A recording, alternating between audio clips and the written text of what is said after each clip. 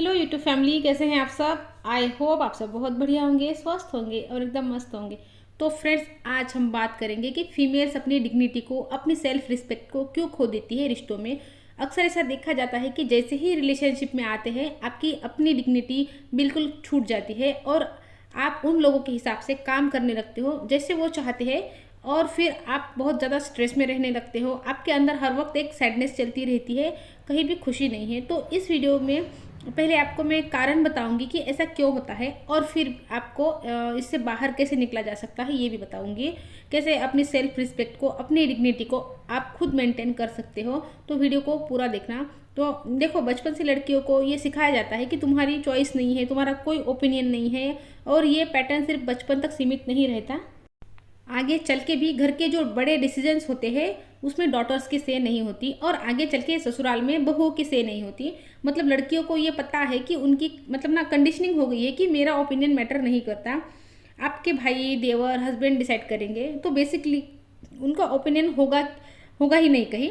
तो ये उनकी कंडीशनिंग हो गई है। उसके अलावा उनको ना ये सिखाया जाता है कि तुमको खुद से पहले दूसरों को रखना है, सबको इम्पोर्टेंस देनी है, और इस प्रोसेस में सबको खुश रखने के प्रोसेस में तुमको बहुत सारे कॉम्प्रोमाइज़ करने हैं, एडजस्टमेंट करने हैं। तो वहाँ उनको ये पता चल जाता है कि मेरी खुशी मैटर नहीं करती, मेरा इस धरती पे आने का मकसद सिर्फ इतना है कि आसपास वाले जो है ना मुझसे खुश रहे। मैं कुछ ऐसा ना कर दूँ जिससे वो नाराज़ हो जाए, किसी को बुरा लग जाए, उसमें मैं कितनी ही अपने उम्मीदों को मार दूँ, घुट घुट कर जीती रहूँ, ये मैटर नहीं करता। लेकिन मेरे आसपास वाले मुझसे खुश होने चाहिए, ये बहुत ज़रूरी है। उनको कभी अलाउ ही नहीं किया गया कि वो अपनी फीलिंग्स को एक्सप्रेस कर पाए। वो जो भी फील कर रही है ना, वो क्यों कर रही है, उनको दुख क्यों हो रहा है, वो रो क्यों रही है, इस वक्त वो क्या महसूस कर रही है, नहीं बोलो। ऊपर स्माइल चिपका के घूमना है, ऐसे उदास मुंह लटका के घूमने की ज़रूरत नहीं है। अगेन, क्योंकि दूसरे तो पहले आते हैं, तुम तो बाद में आती हो। तुम्हारी खुशी, तुम्हारे इमोशंस मैटर नहीं करते। तो ये उनकी कंडीशनिंग हो गई है कि सब लोग पहले आते हैं और तुम बाद में आती हो। उसकी चॉइसेस, उनकी उसके ओपिनियन कुछ भी मैटर नहीं करते। और इस सब के ऊपर जब लोग जजमेंट भी करने लगते हैं और रिजेक्शन भी फेस करनी पड़ती है। और रिजेक्शन जो है ना, उसके ऊपर मैंने एक वीडियो बनाया है डिटेल में कि कैसे लड़कियों को शादी से पहले भी और शादी के बाद भी रिजेक्ट कर दिया जाता है। उनको ये कह दिया जाता है कि तुम हमको कोई खास पसंद नहीं हो, बस ठीक है, मतलब एहसान चढ़ाकर रखा हुआ है तुमको घर में। तो ये जजमेंट और रिजेक्शन जो है ना, उनको अंदर से और ज़्यादा दबा देते हैं।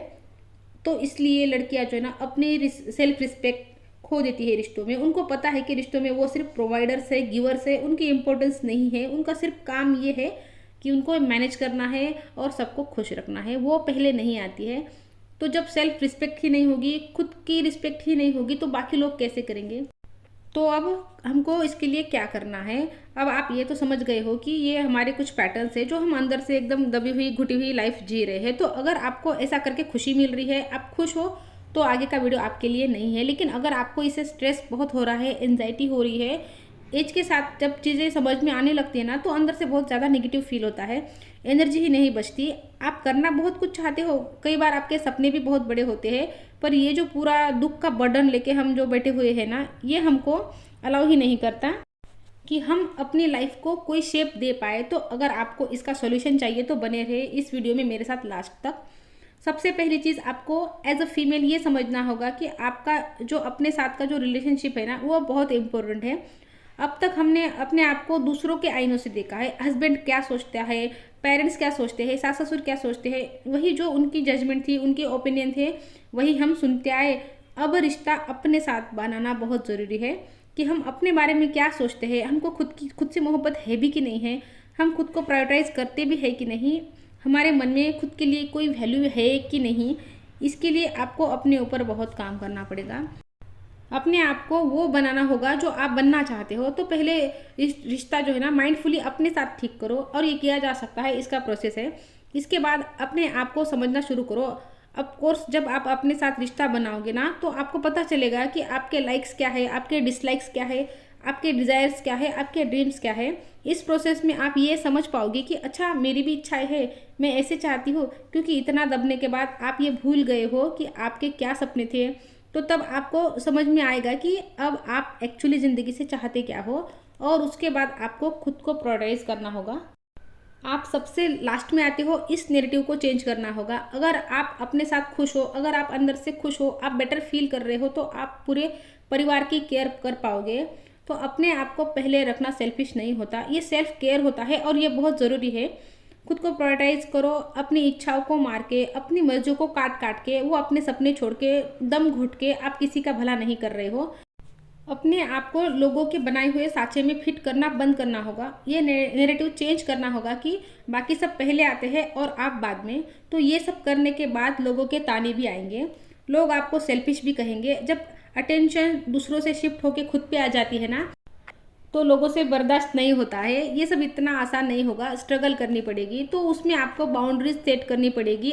आपको लोगों को ये बताना पड़ेगा कि आप किस हद तक क्या बर्दाश्त कर सकते हो। और बाउंड्री सेट करना मतलब थोड़ा सा हार्ड होता है। तो आपको स्ट्रांग बनना पड़ेगा, बोल्ड बनना पड़ेगा और ये कहना पड़ेगा कि मैं इसके परे कुछ भी टॉलरेट नहीं करूँगी, ताकि लोगों को भी पता चले कि आप किस हद तक, आपको किस हद तक टॉर्चर किया जा सकता है, कि आपकी भी कोई वैल्यू है, कि आपकी भी कोई रिस्पेक्ट है, कि कोई आपको ऐसे चप्पल नहीं समझ ले कि इसको पहना जहाँ मर्जी वहाँ उतार दिया। बिल्कुल नहीं, बिल्कुल नहीं। बाउंड्रीज बनाओ लोगों के साथ में कि आपका कोई नाजायज़ फ़ायदा ना उठा पाए, चाहे वो आपका कितना भी करीबी हो। और ऐसा करने के लिए आपको एक लाइफ अपनी भी बनानी पड़ेगी। मतलब आपकी कोई खुद की हॉबी होनी चाहिए, आपके अपने दोस्त होने चाहिए, आप ट्रैवल खुद कर सकते हो, एक रूटीन होनी चाहिए। और उस रूटीन में आपका एक मी टाइम होना चाहिए, जो मतलब उस टाइम में बच्चे नहीं हैं आसपास, पति नहीं है, मम्मी पापा नहीं है, आप अपने साथ वक्त बिताओ। उसमें आप अपनी पसंद की चीज़ें करो, वॉक पे जाओ, संगीत सुनो, डांस करो, पेंटिंग करो, आपको जो अच्छा लगता है, जो आपका मन करता है। आपको उनको भी तो ये दिखाना होगा कि आपकी भी अपनी एक लाइफ है। मैं भी बाहर जाती हूँ, दोस्तों के साथ घूमती हूँ, मेरी भी कुछ हॉबीज़ है, मेरी भी एक ज़िंदगी है। तो कम्युनिकेट करो खुलकर, अपने आप को एक्सप्रेस करो, अंदर से क्या महसूस हो रहा है। आप इस वक्त दुखी फील कर रहे हो तो क्यों कर रहे हो, किसी ने आपको हर्ट किया है तो आपको ये बताना पड़ेगा कि ये मुझे बुरा लगा है। एक्सप्रेस करो इमोशन को ना, दबाते दबाते वो ना वॉल्केनो बन जाता है और फिर ना एकदम फटता है। और फिर आपको सब बुरा ही बताते हैं कि ये तो चिल्लाती है, ऐसे करके बोलती है। तो एक्सप्रेस करना शुरू करो ताकि लोगों को पता चले कि आपको अंदर से क्या फील हो रहा है। और एक चीज़ जो आपको छोड़नी है वो है पीपल प्लीजिंग। पीपल प्लीजिंग पर भी मैंने कुछ दिन पहले वीडियो बनाई है डिटेल में। पीपल प्लीजिंग, सबको खुश करने की आदत, ओवर गिविंग की आदत, आपको इसको छोड़ना पड़ेगा। मैंने आपके लिए ये बनाया है, मैंने आपके लिए ये किया है। कुछ लोग आपसे खुश नहीं होंगे, आप कुछ भी कर लो। जो आपके साथ सच्चे लोग हैं, वो आप जो आपका भला चाहते हैं ना, वो लोग आपकी प्लीजिंग का वेट नहीं करेंगे। तो लोगों को प्लीज़ करना बंद कर दो, आप सबसे पहले आते हो। और आखिरी चीज़ जो आपको करनी है वो ये है कि हमेशा सबके लिए अवेलेबल होने की ज़रूरत नहीं है। जब सबके लिए हम अवेलेबल ज़्यादा हो जाते हैं ना, तो उस अपने आप हमारी वैल्यू कम हो जाती है। तो हमेशा सबके लिए अवेलेबल होने की ज़रूरत नहीं है। और ऑफ कोर्स जब आपकी अपनी एक लाइफ है, आप ट्रैवल भी करते हो, आप दोस्तों के साथ घूमते फिरते हो, फ्रेंड सर्कल है आपका, तो इसका मतलब यही ये है कि आप सबके लिए अवेलेबल नहीं हो। अब ये नहीं होगा कि अरे तो ज़रा आ जाएगी, मेहमान आ रहे हैं घर पे, थोड़ा सा हेल्प कर दे, थोड़ा सा ये कर दे, थोड़ा सा वो कर दे, वो फलाना हॉस्पिटल में एडमिट है तो उनके लिए थोड़ा सा खाना लेकर जा। आप हमेशा अवेलेबल नहीं हो, ना कहना सीखो। ये ना थोड़ा सा मुश्किल है, ना कहना बहुत मुश्किल है, खास करना लेडीज़ के लिए बहुत मुश्किल होता है ना कहना। लेकिन एक बार आप कहते हो ना, तो कहने के बाद बड़ी अच्छी वाली फीलिंग आती है कि आप में इतनी हिम्मत आ गई है कि अब आप लोगों को ये बता पाए कि भाई मैं हमेशा अवेलेबल नहीं हूँ। अब वक्त आ गया है कि आपको अब फॉर ग्रांटेड ना लिया जाए, अपनी इम्पोर्टेंस आपको बनानी होगी। अगर आपको अपनी सेल्फ रिस्पेक्ट वापस चाहिए, अगर आपको अपनी डिग्निटी वापस चाहिए, तो आपको ये सब चीज़ें करनी ही होगी। तो फ्रेंड्स, वीडियो को यही रोक देती हूँ। उम्मीद है वीडियो आपको अच्छा लगा होगा, आपके लिए थोड़ा यूज़फुल होगा। तो अगर अच्छा लगा हो तो लाइक कर दीजिए। और हाँ, अगर नहीं मन है लाइक करने का तो मत कीजिए, लेकिन जिसको ज़रूरत है उसको शेयर ज़रूर कर दीजिए, ताकि वो भी अपनी ज़िंदगी में कुछ समझ पाए, थोड़ा अवेयर हो पाए। तो फ्रेंड्स, मिलती हूँ नेक्स्ट वीडियो में, तब तक के लिए अपना ध्यान रखिए। Good bye friends.